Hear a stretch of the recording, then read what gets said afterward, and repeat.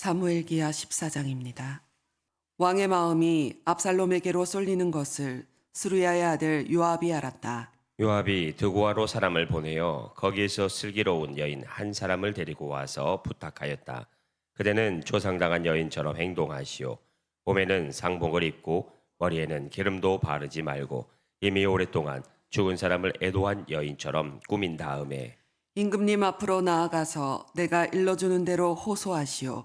요압은 그 여인에게 할 말을 일러주었다. 드고아에서 온 그 여인은 왕에게로 나아가서 얼굴이 땅에 닿도록 엎드려서 절을 한 뒤에 임금님 저를 살려 주십시오 하고 애원하였다. 왕이 여인에게 무슨 일이냐 하고 물으니 그 여인이 이렇게 하소연하였다. 저는 남편이 죽어서 가련한 과부가 되었습니다. 이 여종에게 두 아들이 있는데 들에서 서로 싸우다가 말리는 사람이 없으므로 아들 하나가 다른 아들을 죽였습니다. 그런데 이제는 온 집안이 들고 일어나서 이 종에게 형제를 때려 죽인 그 아들을 내놓으라고 합니다. 죽은 형제의 원수를 갚고 살인자를 죽여서 상속자마저 없애버리겠다고 합니다. 그들은 저에게 남아있는 불씨마저도 꺼버려서 제 남편이 이 땅에 이름도 자손도 남기지 못하게 하려고 합니다. 다 듣고 난 왕은 여인에게 말하였다. 이 문제를 두고서는 내가 직접 명령을 내리겠으니 집으로 돌아가거라. 그러나 드고와 여인은 왕에게 아뢰었다. 우리의 높으신 임금님께서 무엇을 하시든지 이 일에 있어서 허물은 저와 제 아버지의 집안에 있습니다. 임금님과 왕실에는 아무런 허물이 없습니다. 왕이 대답하였다. 누구든지 너를 위협하거든 그를 나에게로 데리고 오너라. 아무도 너를 괴롭히지 못하게 하겠다. 여인은 또 간청하였다. 그러면 임금님께서 섬기시는 주 하나님께 간구하셔서 저의 죽은 아들의 원수를 갚으려고 하는 집안 사람들이 살아있는 저의 아들까지 죽이는 크나큰 범죄를 저지르지 못하게 막아주시기를 바랍니다. 왕이 대답하였다. 주님께서 확실히 살아계심을 두고 맹세하지만 내 아들의 머리카락 하나도 땅에 떨어지지 않게 하겠다. 그 여인이 또 간청하였다. 이 종이 높으신 임금님께 한 말씀만 더 드리도록 허락하여 주시기 바랍니다. 왕이 그렇게 하라고 하니 그 여인이 이렇게 말하였다. 어찌하여 임금님께서는 하나님의 백성에게 그처럼 그릇된 일을 하셨습니까? 임금님께서는 임금님의 친아들인 왕자님이 이 나라로 돌아오는 것을 허락하지 않으셨습니다. 이러한 처사는 지금까지 이 종에게 말씀하신 것과는 다릅니다. 임금님께서는 그렇게 말씀만 하시고 왕자님을 부르지 않으셨으니 이것은 잘못된 일이라고 생각합니다. 우리는 다 죽습니다. 땅에 쏟으면 다시 담을 수 없는 물과 같습니다. 그러나 하나님은 생명을 빼앗지 않으시고 방책을 베푸셔서 비록 내어 쫓긴 자라 하더라도 어떻게 해서든지 하나님께 버림받은 자가 되지 않게 하십니다. 높으신 임금님, 제가 지금 임금님을 찾아뵙고서 이런 말씀을 드리게 된 까닭은 제가 친척들의 위협을 받으면서 이 문제를 임금님께 아뢰면 임금님께서 제가 간구하는 바를 들어주실 것이라는 확신이 섰기 때문입니다. 저의 집안 사람들이 저와 저의 아들을 죽이려 하고 하나님이 주신 이 땅에서 끊어 버리려고 하지만은 임금님께서 저의 사정을 들어서 아시면 구원하여 주실 것이라고 생각하였습니다. 이 종은 또 높으신 임금님께서는 말씀으로 저를 안심시켜 주실 것이라고 믿었습니다. 임금님은 바로 하나님의 천사와 같은 분이시니까 저의 호소를 들으시고 선악을 가려내실 것이라고도 생각하였습니다. 임금님이 섬기시는 주 하나님께서 늘 임금님과 함께 계시기를 바랍니다. 마침내 왕이 그 여인에게 물었다. 너는 내가 묻는 말을 내 앞에서 조금도 숨기지 말고 대답하여라. 그 여인이 대답하였다. 높으신 임금님의 분부대로 하겠습니다. 왕이 물었다. 너에게 이 모든 일을 시킨 사람은 바로 요압이렸다. 여인이 대답하였다. 높으신 임금님께서 확실히 살아계심을 두고 맹세하지만 높으신 임금님께서 무슨 말씀을 하시면 오른쪽으로든 왼쪽으로든 피할 길이 없습니다. 저에게 이런 일을 시킨 사람은 임금님의 신하 요압입니다. 그가 이 모든 말을 이 종의 입에 담아주었습니다. 왕자님의 일을 잘 되게 하여 보려고 임금님의 신하 요압이 이런 일을 꾸민 것은 사실입니다. 그러나 임금님께서는 하나님의 천사처럼 슬기로우심으로 일어난 모든 일을 다 아실 줄 압니다. 그러자 왕이 직접 요압에게 명령을 내렸다. 보시오, 내가 장군의 뜻대로 하기로 결심하였으니 가서 그 어린아이 압살롬을 데려오시오. 요압이 얼굴을 땅에 대고 절을 하면서 말하였다. 하나님께서 임금님께 복을 베푸시기를 빕니다. 높으신 임금님이 이 종의 간청을 이렇게 들어주시니 이 종이 임금님의 총애를 입은 줄을 오늘에야 알았습니다. 그리고는 요압이 일어나 그슬로 가서 압살롬을 데리고 예루살렘으로 왔다. 그러나 왕의 지시는 단호하였다. 그를 집으로 돌아가게 하여라. 그러나 내 얼굴은 볼 수 없다. 그리하여 압살롬은 아버지에게 인사도 하지 못하고 자기 집으로 돌아갔다. 온 이스라엘의 압살롬처럼 머리끝에서 발끝까지 흠잡을 데가 하나도 없는 미남은 없다고 칭찬이 자자하였다. 그는 머리 숱이 많아 무거워지면 해마다 연말에 한 번씩 머리를 깎았는데 머리를 깎고 나서 그 머리카락을 달아보면 왕궁 저울로 200세겔이나 되었다. 압살롬에게는 아들 셋과 딸 하나가 있었다. 그 딸의 이름은 다말인데 생김새가 아주 예뻤다. 압살롬은 예루살렘으로 돌아와서 2해를 지냈는데도 왕의 얼굴을 한 번도 뵙지 못하였다. 압살롬이 요압을 왕에게 보내보려고 요압에게 사람을 보냈으나 요압은 압살롬을 방문하지 않았다. 두 번째로 다시 사람을 보냈으나 그는 여전히 오지 않았다. 그러자 압살롬이 자기의 종들을 불러다가 지시하였다. 내 밭 곁에 요압의 밭이 있다. 그가 거기에 보리 농사를 지어 놓았으니 너희는 가서 그 밭에다가 불을 질러라. 그래서 압살롬의 종들이 그 밭에 불을 질렀다. 그러자 요압이 압살롬의 집으로 찾아가서 따졌다. 어찌하여 종들을 시켜 나의 밭에다가 불을 질렀습니까? 압살롬이 요압에게 대답하였다. 이것 보시오. 나는 이미 장군에게 사람을 보내어서 좀 와달라고 부탁을 하였소. 장군을 임금님께 보내어서 나를 왜 그 술에서 돌아오게 하였는지 여쭤보고 싶었소. 여기에서 이렇게 살 바에야 차라리 그곳에 그대로 있는 것이 더욱 좋을 뻔하였소. 이제 나는 임금님의 얼굴을 뵙고 싶소. 나에게 아직도 무슨 죄가 남아 있으면 차라리 죽여달라고 하더라도 말씀을 드려 주시오. 그래서 요압이 왕에게 나아가서 이 일을 상세히 아뢰니 왕이 압살롬을 불렀다. 압살롬이 왕에게 나아가서 왕 앞에서 얼굴이 땅에 닿도록 절을 하자 왕이 압살롬에게 입을 맞추었다. 아멘.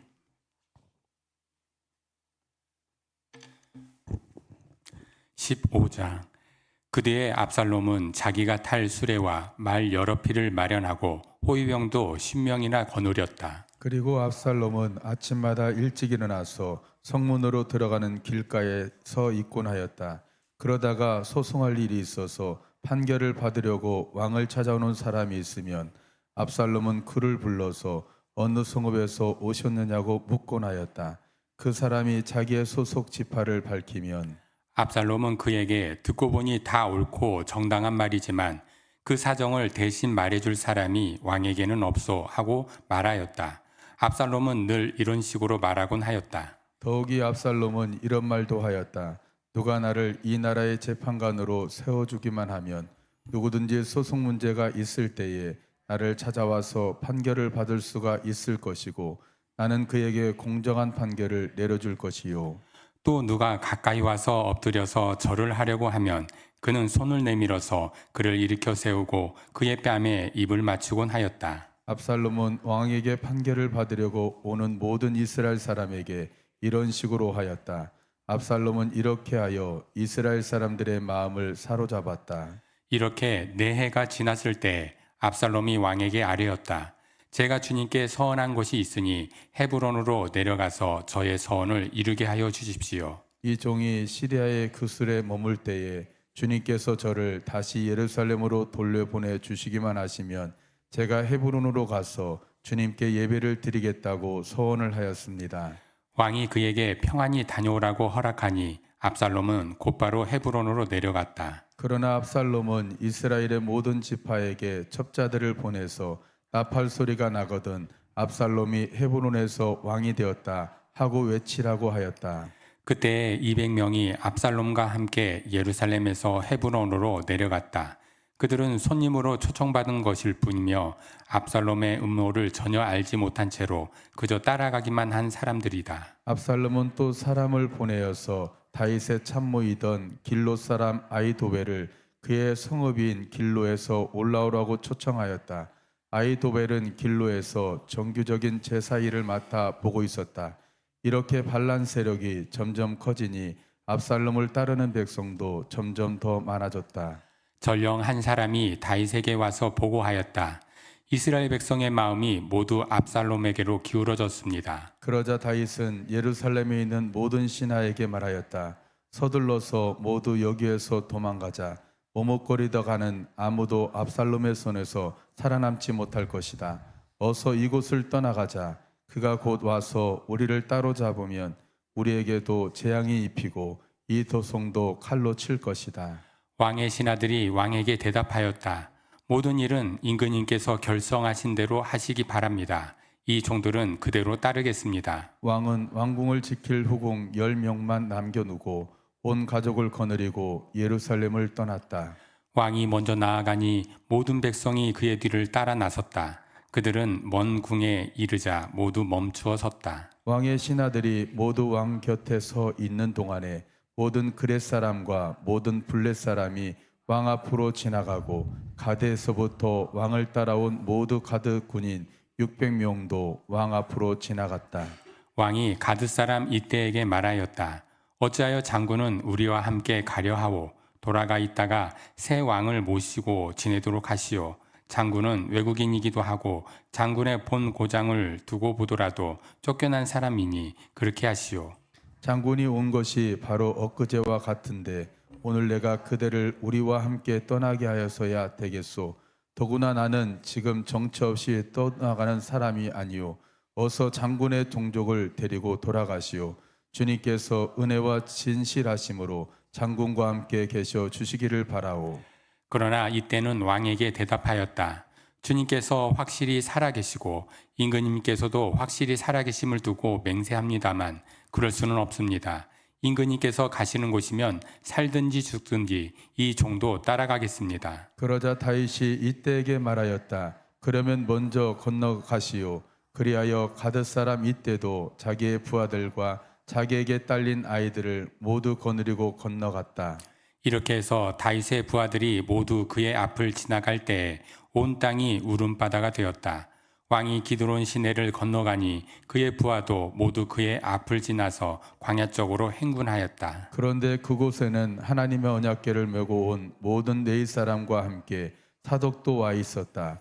그들은 거기에다가 하나님의 궤를 내려놓았다. 아비아달도 따라 올라와서 다윗의 부하가 도성에서 나와서 왕 앞에 모두 지나갈 때까지 거기에 있었다. 그런데 왕이 사독에게 말하였다. 하나님의 궤를 다시 도성 안으로 옮기시오. 내가 주님께 은혜를 입으면 주님께서 나를 다시 돌려보내 주셔서 이 궤와 이 궤가 있는 곳을 다시 보게 하실 것이요. 그러나 주님께서 나를 싫다고 하시면 오직 주님께서 바라시는 대로 나에게서 이루어지길 빌 수밖에 없소. 왕이 또 제사장 사독에게 말하였다. 사독 제사장님께서는 선견자가 아니십니까? 성 안으로 평안히 돌아가시기 바랍니다. 제사장께서는 아비아달 제사장과 함께 두 분의 아들 곧 제사장의 아들 아히마스와 아비아달 제사장의 아들 요나단을 데리고 가십시오. 두 분께서 나에게 소식을 보내올 때까지는 내가 광야의 나루토에서 머물고 있을 터이니 이 점을 명심하십시오. 그리하여 사독은 아비아달과 함께 하나님의 궤를 다시 예루살렘으로 옮겨다 놓고서 그곳에 머물러 있었다. 다윗은 올리브산 언덕으로 올라갔다. 그는 올라가면서 계속하여 울고 머리를 가리고 슬퍼하면서 맨발로 걸어서 갔다. 다윗과 함께 있는 백성들도 모두 머리를 가리고 울면서 언덕으로 올라갔다. 그때 누가 다윗에게 압살롬과 함께 반역한 사람들 가운데는 아히도벨도 끼어 있다는 말을 전하자 다윗이 기도하였다. 주님, 부디 아히도벨의 계획이 어리석은 것이 되게 하여 주십시오. 다윗이 사람들이 하나님을 경배하는 산꼭대기에 다다르니 아렉 사람 후세가 슬픔을 못 이겨서 겉옷을 찢고 머리에 흙을 뒤집어 쓴 채로 나오면서 다윗을 맞았다. 다윗이 그에게 말하였다. 그대가 나와 함께 떠나면 그대는 나에게 짐만 될 것이요. 그러니 그대는 이제 성으로 돌아가서 압살롬을 만나거든 그를 임금님으로 받들고 이제부터는 새 임금님의 종이 되겠다고 말하시오. 이제까지는 임금님의 아버지를 섬기는 종이었으나 이제부터는 그의 아들 새 임금의 종이 되겠다고 말하시오. 그것이 나를 돕는 길이고 아히도벨의 계획을 실패로 돌아가게 하는 길이요. 그곳에 가면 두 제사장 사독과 아비아달이 그대와 합세할 것이요. 그러므로 그대가 왕궁에서 듣는 말은 무엇이든지 두 제사장 사독과 아비아달에게 전하시오. 그들은 지금 자기들의 아들 둘을 그곳에 데리고 있어. 사독에게는 아히마스가 있고 아비아달에게는 요나단이 있으니 그대들이 듣는 말을 무엇이든지 그들을 시켜서 나에게 전하여 주시오. 그리하여 다윗의 친구인 후세는 성으로 들어갔다. 같은 시간에 압살롬도 예루살렘에 도착하였다. 아멘. 16장.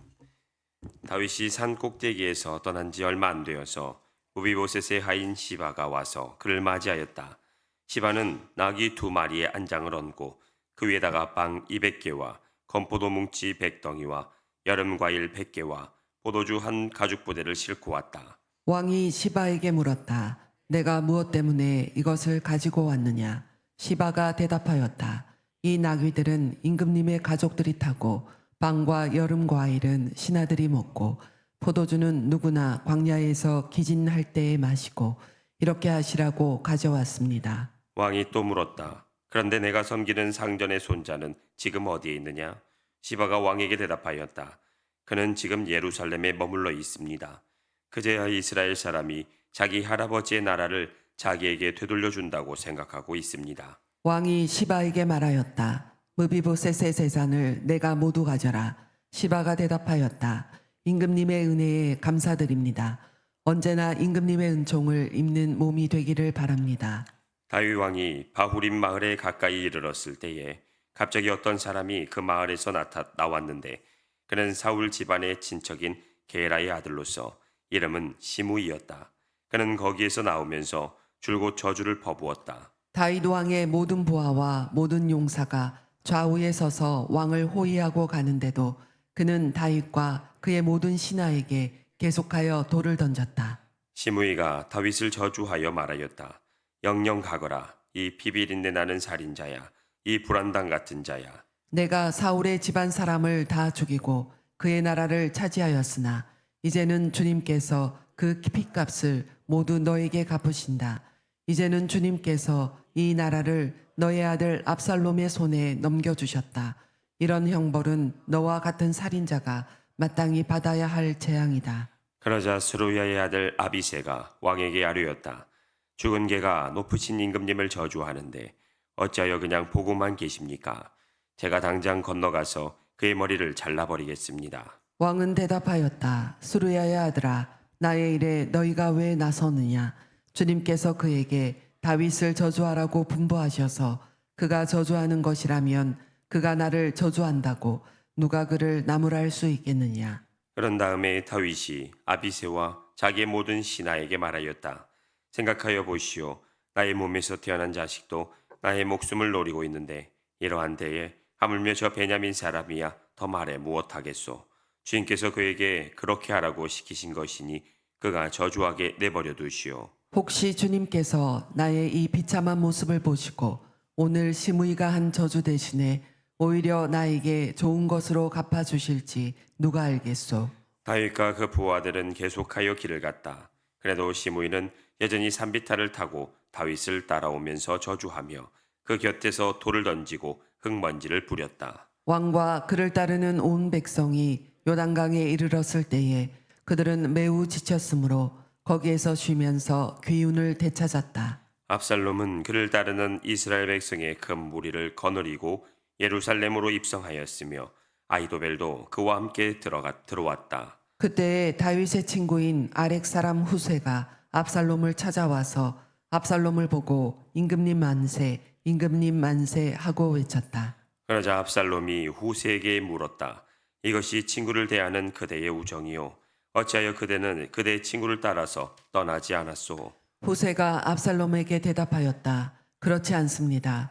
오히려 저는 주님께서 뽑으시고 이 백성과 온 이스라엘 사람이 뽑아 세운 분의 편이 되어서 그분과 함께 지낼 작정입니다. 제가 다른 누구를 또 섬길 수 있겠습니까?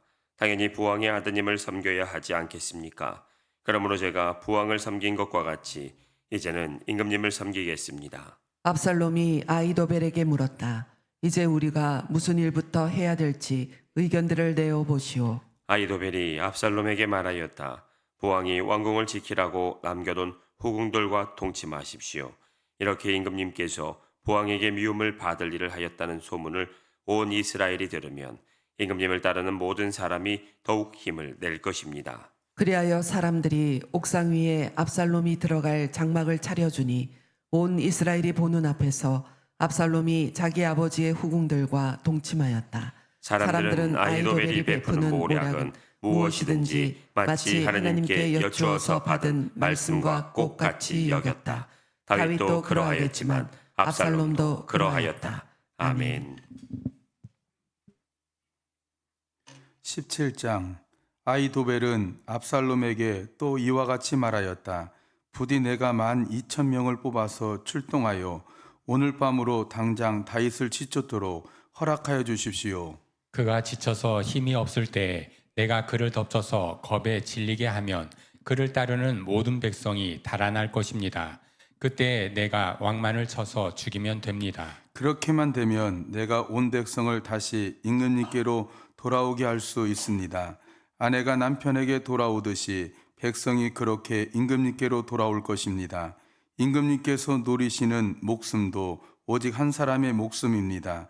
나머지 백성은 안전할 것입니다. 압살롬만이 아니라 이스라엘의 모든 장로도 이 말을 옳게 여겼다. 그러나 압살롬은 아렉 사람 후세도 불러다가 그가 하는 말도 들어보자고 하였다. 후세가 압살롬에게 오니 압살롬은 그에게 아이도벨이 한 말을 일러주고 나서 그 말대로 해야 할지 말아야 할지를 묻고 또 다른 의견이 있으면 말하라고 하였다. 후세는 압살롬에게 아이도벨이 베푼 모략이 좋지 않다고 말하고 그 까닭을 설명하였다. 임금님의 부친과 그 신하들은 임금님께서 잘 아시는 바와 같이 용사들인데다가 지금은 새끼를 빼앗긴 들녘의 곰처럼 무섭게 화가 나 있습니다. 더구나 임금님의 부친은 노련한 군인이어서 밤에는 백성들과 함께 잠도 자지 않습니다. 틀림없이 그가 지금쯤은 벌써 어떤 굴 속에나 다른 어떤 곳에 숨어 있을 것입니다. 우리의 군인 가운데서도 몇 사람이라도 처음부터 그에게 죽기라도 하면 압살롬을 따르는 군인들이 지고 말았다는 소문이 삽시간에 퍼질 것입니다. 그러면 사자처럼 담력이 센 용사도 당장 낙담할 것입니다. 임금님의 부친도 용사요, 그의 부하들도 용감한 군인이라는 것은 온 이스라엘이 다 알고 있기 때문입니다. 그러므로 저의 의견은 이렇습니다. 단에서부터 부엘세바에 이르기까지 온 이스라엘을 임금님에게로 불러 모아서 바닷가에 모래알처럼 많은 군인을 임금님께서 친히 거느시고 싸움터로 나가시는 것입니다. 그래서 우리는 다윗이 있는 곳이면 어느 곳이든지 들이닥쳐서 마치 온 땅에 내리는 이슬처럼 그를 덮쳐버리는 것입니다. 그러면 그는 물론이려니와 그와 함께 있는 모든 사람 가운데서 한 사람도 살아남지 못할 것입니다. 또 그가 어떤 성읍으로 물러나면 온 이스라엘이 굵은 밧줄을 가져다가 그 성읍을 동여매어 계곡 아래로 끌어내려서 성이 서 있던 언덕에 돌멩이 하나도 찾아볼 수 없게 하시는 것입니다. 그러자 압살롬과 온 이스라엘 사람이 아렉 사람 후세의 모략이 아이도벨의 모략보다 더 좋다고 찬성하였다. 주님께서 이미 압살롬이 재앙을 당하게 하시려고 아이도벨의 모든 모략을 좌절시켰기 때문이다. 후세는 곧 사독 제사장과 아비아들 제사장에게 아이도벨이 압살롬과 이스라엘의 장로들에게 어떤 모략을 베풀었는지 그리고 자기가 또 어떤 모략을 베풀었는지를 알리고서 다음과 같이 말하였다. 이제 빨리 다윗 왕께 사람을 보내서 오늘 밤을 광야의 나루터에서 묵지 마시고 빨리 강을 건너가시라고 전하십시오. 그렇지 않으면 임금님만이 아니라 임금님과 함께 있는 백성까지 모두 전멸을 당할 것입니다. 한편 아비아달의 아들 요나단과 사독의 아들 아히마스는 예루살렘 바깥의 엔 노겔 샘터에서 대기하고 있었다. 그들은 사람들의 눈에 띄지 않으려고 성 안으로 드나드는 것을 삼갔다. 거기에 있다가 여종이 그들에게 가서 소식을 전하여 주면 그들이 그 소식을 받아서 직접 다윗 왕에게 전하곤 하였다. 그런데 그만 한 젊은이가 그들을 보고서 압살롬에게 가서 일러 바쳤다. 탈로가 난 줄을 알고서 그 두 사람은 재빨리 그곳을 떠나 바울임 마을로 가서 어떤 사람의 집으로 들어갔다.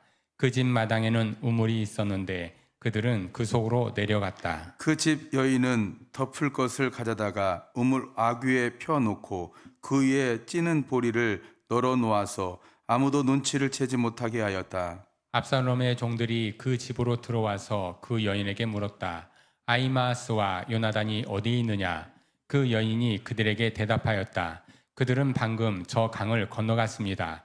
그들이 뒤쫓아갔으나 찾지 못하고 예루살렘으로 돌아갔다. 그들이 돌아간 뒤에 그 두 사람이 우물 속에서 올라와 다윗 왕에게 가서 이 소식을 전하였다. 그들은 다윗에게 아히도벨이 다윗 일행을 해치려고 어떤 계획을 세웠는지를 알리고 어서 일어나서 강을 건너가라고 재촉하였다. 그러자 다윗이 자기와 함께 있는 온 백성을 거느리고 거기에서 떠나 요단강을 건너갔는데 날이 셀 때까지 요단강을 건너지 못한 사람은 하나도 없었다. 아히도벨은 자기의 모략대로 이루어지지 않는 것을 보자 나귀의 안장을 지워서 타고 거기에서 떠나 자기의 고향 집으로 돌아갔다. 거기에서 그는 집안일을 정리한 뒤에 목을 메어서 죽었다. 그는 이렇게 죽어서 자기 아버지의 무덤에 묻혔다. 다윗이 마하나임에 이르렀을 때에야 압살롬이 비로소 이스라엘의 온 군대를 직접 거느리고 요단강을 건넜다. 압살롬은 요압 대신에 마아사를 군 지휘관으로 세웠는데 마아사는 이드라라는 이스마엘 사람의 아들이다.